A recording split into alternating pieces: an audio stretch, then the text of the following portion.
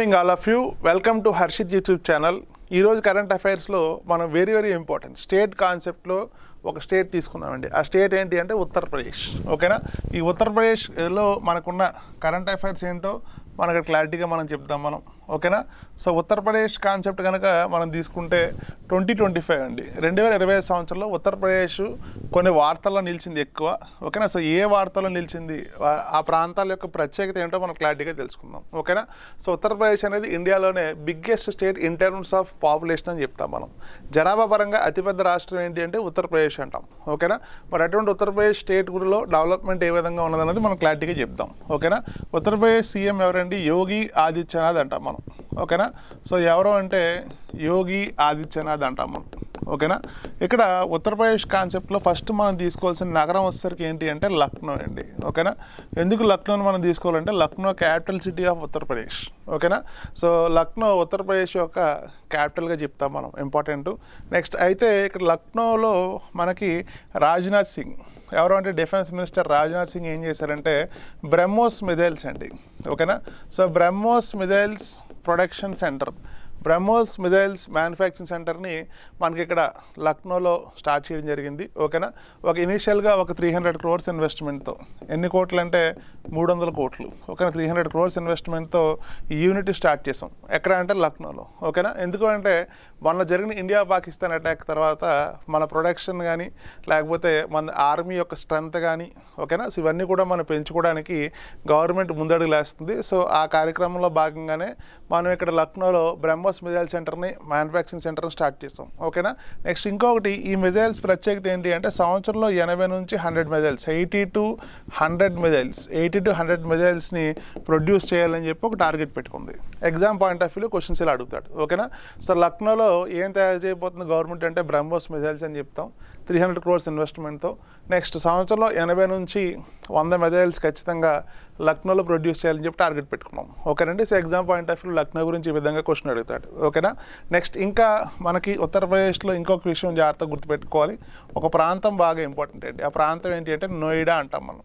Okay, Noida. ఓకేనా, నోయిడా. ఈ నోయిడాలో తీసుకుంటే మనం ఇక్కడ డ్రోన్స్ మ్యానుఫ్యాక్చరింగ్, ఓకేనా, డ్రోన్స్ అండి. ఓకేనా, ఇప్పుడు మారుతున్న టెక్నాలజీని అనుగుణంగా, ఓకేనా, సో చైనా కానీ అమెరికా కానీ రష్యా కానీ డ్రోన్స్ పైన ఎక్కువ డిపెండ్ అయింది.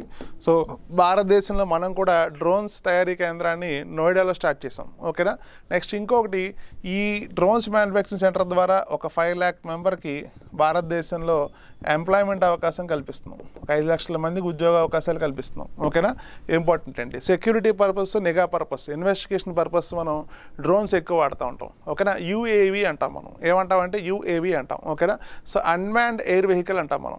ఏమంటామంటే అన్మాన్డ్ ఎయిర్ వెహికల్ అంటాం. ఈ టెక్నాలజీ వాడే డ్రోన్స్గా మనం చెప్పొచ్చు ఇక్కడ, ఇంపార్టెంట్. సో నోయిడాలో మనం తయారు చేస్తున్న కేంద్రం ఏంటి అంటే డ్రోన్స్ తయారీ కేంద్రం. ఓకేనా, అమెరికా దేశం యొక్క సహకారంతో మనం ఈ ప్రాజెక్ట్ని స్టార్ట్ చేసాం. ఎక్కడ అంటే నోయిడా. ఓకేనా, ఇంపార్టెంట్ అండి. నెక్స్ట్ ఇంకా నోయిడా కాన్సెప్ట్లో మనం ఇంకోటి కూడా గుర్తుపెట్టుకోవాలి ఇక్కడ. ఓకేనా, so first temper glass manufacturing centre. ఓకేనా, so first temper glass manufacturing సెంటర్ని గవర్నమెంట్ ఇక్కడ స్టార్ట్ చేయబోతుంది. ఎక్కడ అంటే నోయిడా.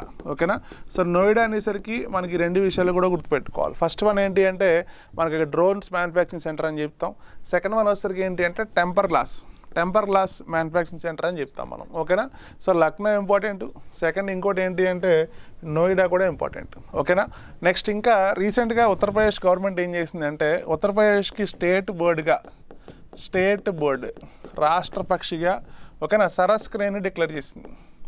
దేన్ని డిక్లేర్ చేసింది అంటే సరస్ క్రేన్. ఓకేనా, సో ఉత్తరప్రదేశ్ యొక్క స్టేట్ బోర్డుగా మనం చెప్తాం. దేన్ని అంటే సరస్ క్రేన్ అంటాం మనం. ఓకేనా, ఎగ్జామ్ పాయింట్ ఆఫ్ వ్యూలో క్వశ్చన్స్ ఈ విధంగా అడుగుతాడు. ఓకేనా, నెక్స్ట్ ఇంకా ఉత్తరప్రదేశ్ కాన్సెప్ట్లో వెరీ ఇంపార్టెంట్ అండి గ్రీన్ డేటా సెంటర్ అంటాం మనం. ఏమంటామంటే గ్రీన్ డేటా సెంటర్ అంటాం మనం. ఓకేనా, సో భారతదేశంలోనే ఫస్ట్ గ్రీన్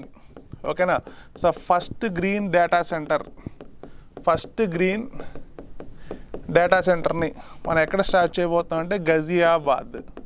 ఓకేనా, ఎక్కడ అంటే గజియాబాద్ ఉత్తరప్రదేశ్. ఓకేనా. సో ఫస్ట్ గ్రీన్ డేటా సెంటర్ని మనం ఇక్కడ గజియాబాద్ ఉత్తరప్రదేశ్లో స్టార్ట్ చేయబోతున్నాం. ఓకేనా. సో అంటే పర్యావరణానికి సంబంధించి ఎటువంటి గైడ్లైన్స్ తీసుకోవాలి, ఎటువంటి ఇన్స్ట్రక్షన్స్ తీసుకోవాలని చెప్పి ఈ డేటా సెంటర్ అనేది మనకి ఇక్కడ ఇన్స్ట్రక్షన్స్ ఇస్తుంది, ఇంపార్టెంట్. ఓకేనా. సో గ్రీన్ డేటా సెంటర్ మనం ఎక్కడ స్టార్ట్ చేయబోతున్నాం అండి, గజియాబాద్ ఉత్తరప్రదేశ్లో స్టార్ట్ చేయబోతున్నాం. ఎగ్జామ్లో క్వశ్చన్స్ ఎలా అడుగుతాడు. ఓకేనా. సో లక్నో గురించి చెప్పాను, సెకండ్ ఇంకొకటి నోయిడా గురించి చెప్పాను, థర్డ్ దేని గురించి చెప్పానంటే ఇక్కడ గజియాబాద్ గురించి చెప్పాను నేను. సో 3 నగరాలు బాగా గుర్తుపెట్టుకోవాలి ఉత్తరప్రదేశ్లో. ఓకేనా. సో నెక్స్ట్ ఇంకా మనకు ఉత్తరప్రదేశ్లో 76th డిస్టిక్ అంటాం మనం. ఉత్తరప్రదేశ్లో 75 జిల్లాలండి. ఇప్పుడు కొత్తగా ఉత్తరప్రదేశ్లో 76వ జిల్లా వచ్చింది. ఓకేనా. 76వ జిల్లా వచ్చింది, 76th డిస్టిక్ అంటాం. ఓకేనా. సో ఇక్కడ 76th డిస్టిక్ ఏంటి అంటే కళ్యాణ్ సింగ్ అంటాం మనం. ఓకేనా. సో కళ్యాణ్ సింగ్ డిస్టిక్ అంటాం మనం. 76వ జిల్లా ఏంటి అంటే కళ్యాణ్ సింగ్ డిస్టిక్ అంటాం. ఓకేనా. సో కళ్యాణ్ సింగ్ అనే వ్యక్తి ఎవరంటే గతంలో ఉత్తరప్రదేశ్ రాష్ట్రానికి ఆయన ముఖ్యమంత్రిగా పనిచేశారు. ఓకేనా. సో అందుకే ఆయన గుర్తుగా ఏంటి అంటే ఉత్తరప్రదేశ్ స్టేట్లో 76th డిస్టిక్కి మనం ఏం పేరు పెట్టామంటే కళ్యాణ్ సింగ్ నేమ్ పెట్టాం మనం. ఓకేనా.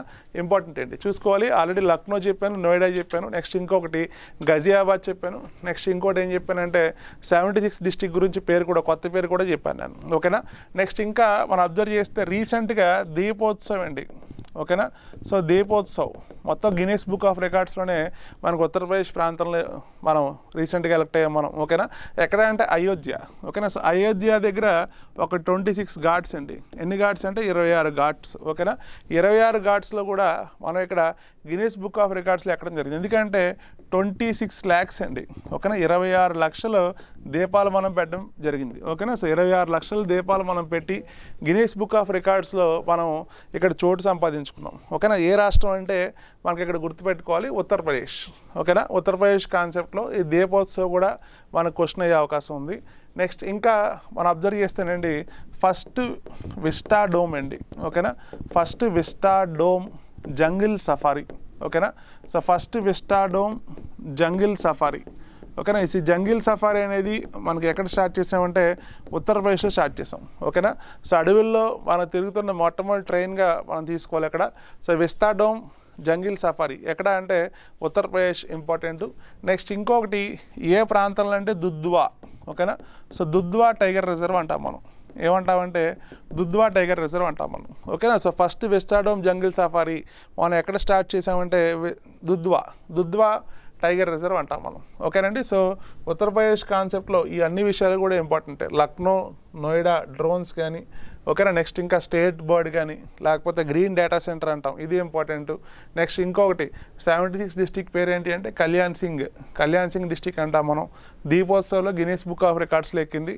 నెక్స్ట్ ఇంకొకటి first vista dome jungle safari అంటాం మనం. ఓకేనండి. సో ఉత్తరప్రదేశ్లో డెవలప్మెంట్ని ఈ ప్రాజెక్ట్స్ గవర్నమెంట్ ఉత్తరప్రదేశ్లో బీజేపీ గవర్నమెంట్ ఇవన్నీ కూడా మనకు చేస్తుంది. నెక్స్ట్ ఇంకా వారణాసి ప్రాంతానికి ఎంపీగా, లోక్సభ ఎంపీగా ఎవరున్నారంటే నరేంద్ర మోడీ గారు ఉన్నారండి. సో చాలా చాలా ఇంపార్టెంట్. నెక్స్ట్ ఇదే ఉత్తరప్రదేశ్ స్టేట్లో రాయ్బరేలీ లొకేషన్ నుండి ఎంపీగా మన ప్రతిపక్ష నేత ఎవరు అంటే రాహుల్ గాంధీ. సో రాహుల్ గాంధీ గారు ఎంపీగా ఉన్నారు. సో ఇద్దరు వ్యక్తులే ఇంపార్టెంట్. ఇద్దరు కూడా మనకి ఇక్కడ ఉత్తరప్రదేశ్ స్టేట్ నుండి ప్రాతినిధ్యం వహిస్తున్నారు. Very very important. నెక్స్ట్ ఇంకా ఇదే ఉత్తరప్రదేశ్ స్టేట్కి మహిళా గవర్నర్, భారతదేశంలో ఏకైక మహిళా గవర్నర్ ఎవరు అంటే ఆనందీబెన్ పటేల్ అంటాం మనం. ఓకేనా. సో స్టేట్స్ కాన్సెప్ట్లో మనం ఇటువంటి క్వశ్చన్స్ ఖచ్చితంగా ఎగ్జామ్లో అడిగే అవకాశం ఉంది. సో మళ్ళీ మనం ఇంకొక వీడియోలో మనం ఇంకో స్టేట్ గురించి మనం డిస్కస్ చేద్దాం. Thank you.